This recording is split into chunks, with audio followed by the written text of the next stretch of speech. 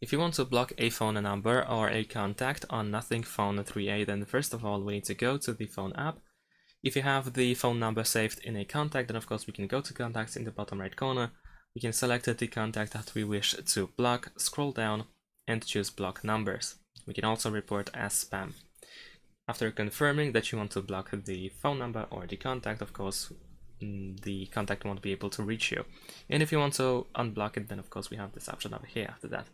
If the phone number tried to reach you recently, then you should be able to go to recents and find the contact that you wish to block. So what you can do is press and hold your finger on the contact, and there should be an option to block the phone number. In my case, I unfortunately don't have that option in this specific case, but essentially this is how it looks like.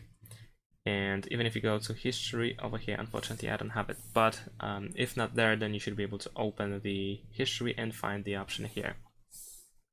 And also, if you don't have the phone number saved in contacts, nor the contact tried to reach you, then we can tap on these three dots in the top right corner and go to settings. Then over here, go to block the numbers, and here we can press add a number, then tap on the phone number field and enter the phone number that you wish to block and press block.